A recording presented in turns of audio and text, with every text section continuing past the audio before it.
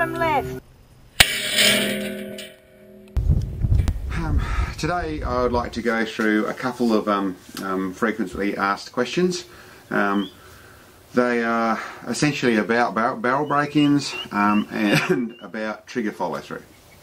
I'll start with barrel break-ins. The question is, do you really need to break in your barrel? The answer I would have is in truth, most modern rifles you can get away without breaking the barrel in. You can just shoot them and they will be fine. Would I suggest doing that? No, I wouldn't suggest doing that. I think that the basics of especially a precision rifle, but any rifle in my mind, is the simple thing of caring for it. I'd liken it to checking the oil in your engine under your bonnet every so often. Just check the oil and make sure it's still in there. And I'd liken it to, if you're going to talk to someone who you're idle, make sure your fly's done up. Simple little things that a simple check is not a bad thing to do. The reason I'm going down that road, and the real reason that I suggest to break in a barrel and do the basic processes of it, is it lets you see what's going on. And what I mean by that is the process I use is quite simple. I check the barrel, I inspect the barrel before I fired it, I clean the barrel before I fired it, then I fire it, and I do fire one shot and I clean it again. Do you need to? No, you don't. If the bullet came out, it went roughly where it's supposed to go, then yeah, for sure you could fire some more. I like to clean it simply so I can see how much carbon, how much of anything is actually happening inside there. It's a simple process. I go through and clean it. I do this while I'm sighting in the scope, but it lets me know what's going on in that score. If it's very, very clean after the first shot, then I won't clean it again until I've fired another 3 shots. If it's reasonably dirty, which they normally are, that is the first time it's been fired, the barrels generally haven't been lapped thoroughly. They are going to get lapped by you firing things. It's going to lay down, a bit more carbon's going to stick to it. Probably a tiny bit of copper's going to stick to it.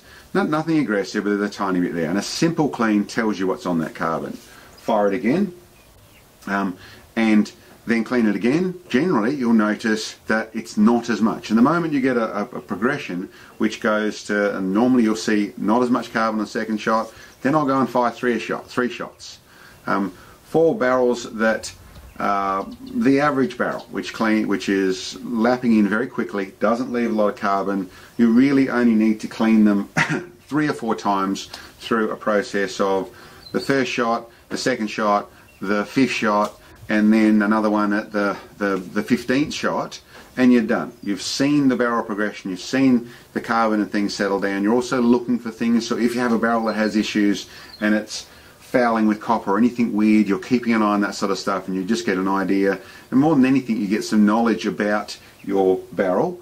And like I said, you're not going to be trying to group shoot at 1,000 yards with your first shots. You're not going to be trying to group shoot at all for your first shots. You're going to be sighting your scope, you're going to be sorting it out, and it's a little bit more effort. That is, like I said, it's the same as every so often, check the oil under the bonnet of the car so you know how everything's going. If you don't check the oil under the bonnet of your car, check the oil under the bonnet of your car every so often. It's just not a bad thing to do. It gives you more attachment to the rifle, so I think it's a good thing to do. You will find the odd one that is bad and will take lots of shots to go through it. That doesn't mean chuck it away, that doesn't mean it's a horrible gun. Some very good barrels can be a little weird to start off with. It's not often, but it happens. You're keeping on it, you know it. It gives you that information. It's part of the service record of that rifle, and it's also, like I said, it attaches you to your rifle. Anyway, that's my comment on barrel break-ins. Do you need to do it? No, you don't. Should you do it? In my opinion, yes, you should. The other thing I want to go through, which I've seen quite a bit of, and I've heard a little bit about, but that is what I would call trigger follow-through. It's actually involved in your whole follow-through of firing a shot, and it is a very important part of shooting accurately. And what I mean by that is that when you actually pull the trigger, I'll dry fire this so you can see what's going on here. When you pull the trigger, you come back, you're on there, you feel your trigger pressure. When you let it break, it goes bang. That's where your finger should stay. Nothing else should happen. Nothing moves until you've made the decision to move on with the shot in some form or other. Now, last time I'll dry fire at that, but what I did then is there's no movement. The trigger movement is a gentle squeeze in the middle of the pad. The main thing that I'm talking about there is your finger stays with the trigger pressed backward. Now, what that's really about, it's not actually got anything to do with the trigger being held back against the back of the butt. What it's about is that there is no muscle control, there's no signals, there's nothing happening to that trigger signal. And I should explain that a little bit. You'll see in some of my shots where my hand comes very quickly away from the rifle. And in some cases I've done the wrong thing. But in a lot of cases, depending on your grip, the rifle may well have come away from your trigger finger, because holding a very light grip, when you get a big recoil, your finger can come off the trigger, not by your finger moving, but by the trigger coming backwards from that. Once you've disconnected from there, it doesn't matter where your hand goes. And in truth, it doesn't matter where your hand goes anyway. You can be, if you're 1/10 of a second after the rifle's gone bang, the bullet's left. You can do nothing about it. It's really more about training your brain. It's really more about getting your body not to flinch. When you actually take your finger forward, so when it goes bang and you take your finger straight off because it's actually fired, you'll notice if you watch closely, when you just move your finger, there's your whole hand's moving, but there's actually a whole tension down your arm that's actually happening. That also can be implicating in a whole body flinch. That actually pushing your finger forward is something that actually can do a lot more controlling of the shot than you realise. It's also one of the things that tends to be trained into a lot of people, especially semi-automatic firers, be them pistol or be them rifle. And that's because you're used to safe position is finger alongside, up above the trigger guard, alongside the trigger guard. It's up and you know it's safe. People know it's safe, they can see it's safe, and it's a very smart, trained way to be. And one of the things with